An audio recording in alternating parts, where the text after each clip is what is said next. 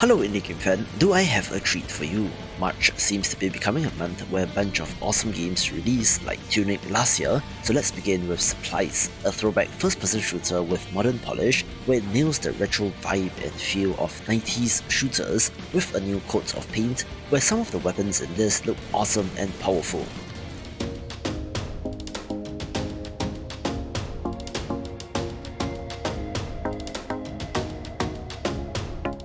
I really like the look of Flooded, a survival city builder where you're building on an island that shrinks over time, becoming slowly engulfed by the sea, where it's a desperate bid for survival against all odds.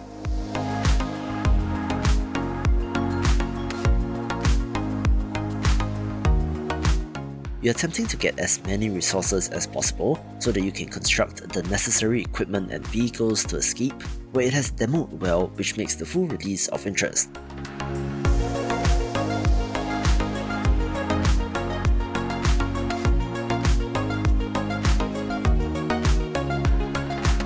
This new trailer also shows off more aspects of the game, like how there will be enemies that attack you, as well as a story campaign of sorts as you move from one island to the next, presumably with increasing levels of difficulty, making this one to watch.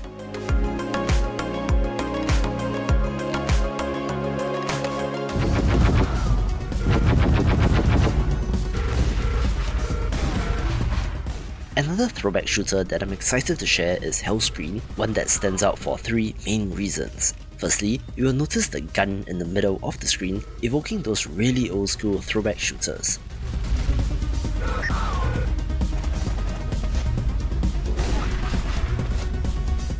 Secondly, the colour scheme stands out, almost being an assault on the eyes, but it at least makes it more unique, and most importantly, you will notice the prominent placement of a rear view mirror on screen, which allows you to look behind you and to detect invisible enemies. We've never seen this in games before, which makes this special.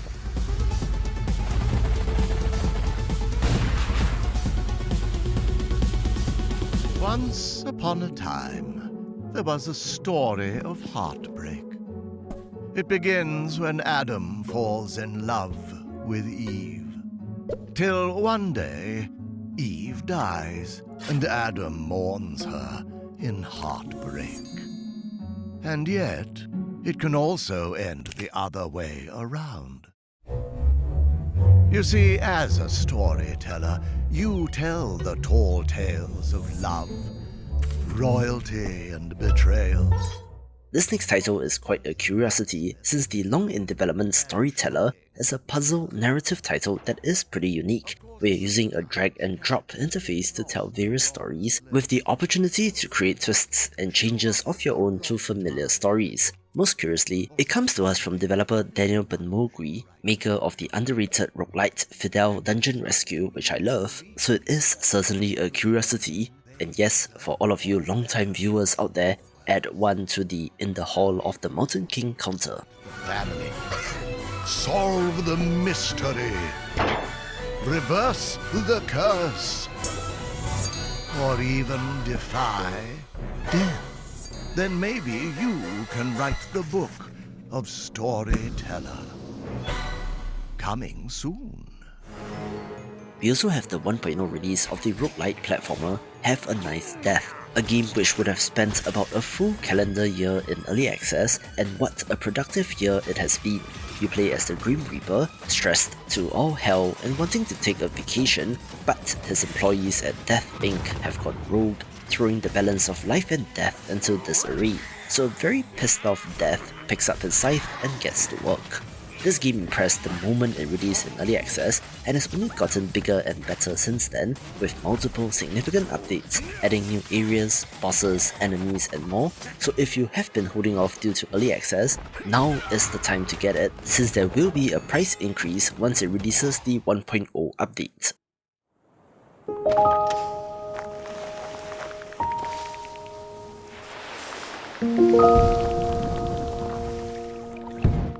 Another long-in-development city builder is also releasing, where Terra Nil has the potential to blow up in popularity given how much momentum this game has, where, like Flooded mentioned earlier, as a reverse city builder of sorts, we are trying to restore the environment rather than building a bustling metropolis.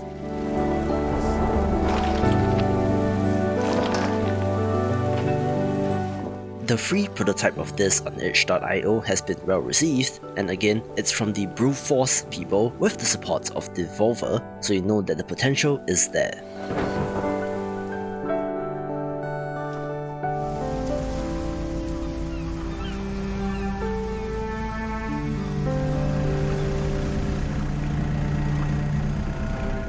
Honestly, I thought that this game would have been a shoo-in for the top 3, but if you can believe it, there are so many awesome titles to look forward to. But first, let's talk about DREDGE. This is a cosmic horror fishing game, which is not a phrase that you say every day, where you play as a fisherman venturing out to catch fish, sell his catch, upgrade your ship, and repeat all over again.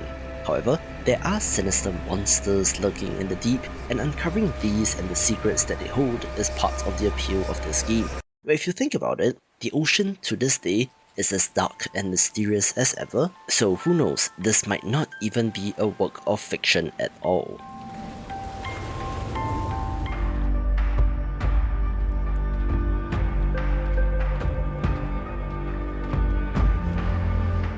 We only have a quick teaser for the grimdark first-person open-world RPG Tainted Grail: The Fall of Avalon, but it already looks epic, and I'll break my own rule here in showing one of their cinematic trailers, which is very well done. The great round table and its noble protectors, the majestic lake and its pure lady, one sword uniting the realm, holy grail, full of hopes and dreams. Lies. All lies. You fed them your myths, Arthur. Broke the laws of nature. Now, we have to pay the price and clean up your mess. Hear me, Arthur. I do what I do, not out of duty, but out of wrath.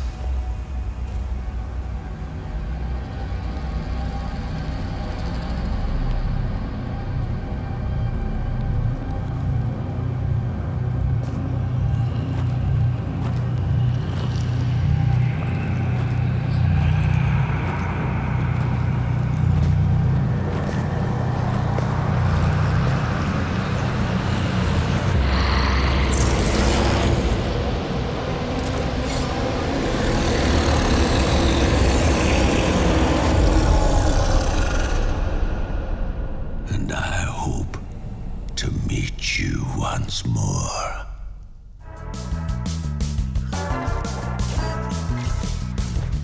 After a little bit of a delay from last year, the gorgeous pixel art Metroidvania 9 Years of Shadows makes its debut next month, where a heroine and her teddy bear ghost companion must work together to take on fearsome bosses and to restore colour to the world.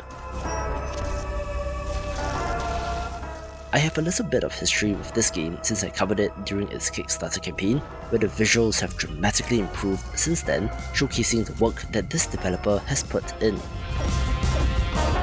You're able to use 3 elemental armors in combat and exploration, where the boss fights should be a highlight, a sampling of which are shown here and look fantastic.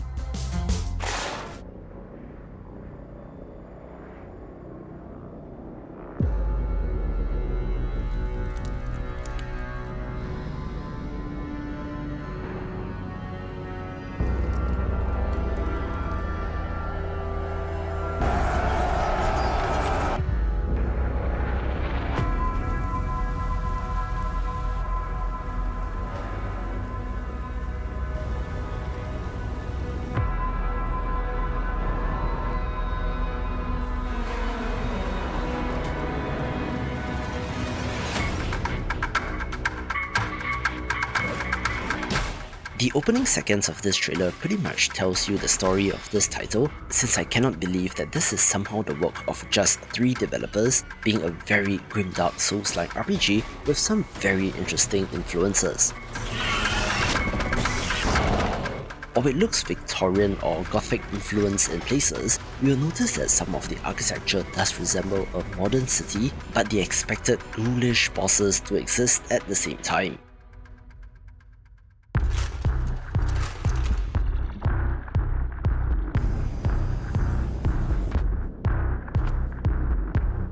You are exploring this massive, ever-expanding area known as the Omnistructure, which is supposed to be perpetually changing and expanding, even having massive flying creatures flying around said Omnistructure, which you are able to climb on.